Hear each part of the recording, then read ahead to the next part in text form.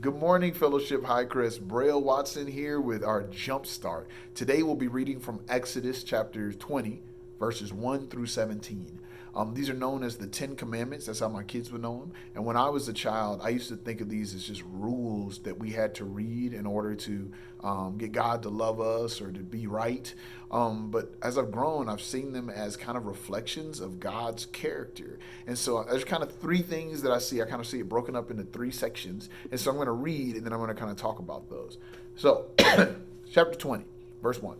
Then God gave the people all these instructions. I am the Lord your God who rescued you from the land of Egypt, the place of your slavery. You must not have any other God but me. You must not make for yourself an idol of any kind or an image of anything in the heavens or on the earth or in the sea. You must not bow down to them or worship them, for I, the Lord your God, am a jealous God who will not tolerate your affection for any other gods. I lay the sins of the parents upon their children. The entire family is affected, even children in their third and fourth generations of those who reject me. But I lavish unfailing love for 1,000 generations on those who love me and obey my commands. You must not misuse the name of the Lord your God. The Lord will not let you go unpunished if you misuse his name.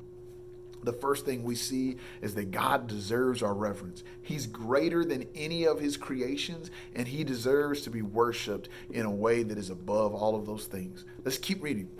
Remember to observe the Sabbath day by keeping it holy. You have 6 days each week for your ordinary work, but the seventh day is a Sabbath day of rest dedicated to the Lord your God.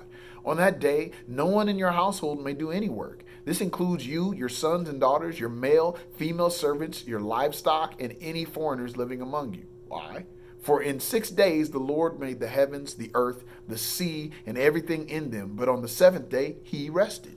That is why the Lord blessed the Sabbath day and sets it apart as holy.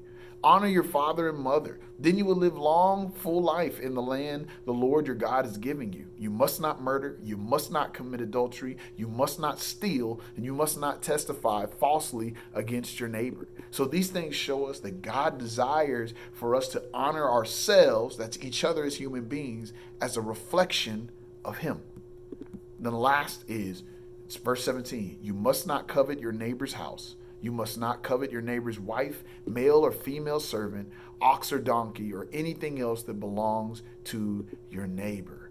And the last thing is that God desires for us to be content with him. God deserves our reverence. He desires for us to honor ourselves, each other, as a reflection of him, and he desires for us to be content with him. Have a blessed day, guys.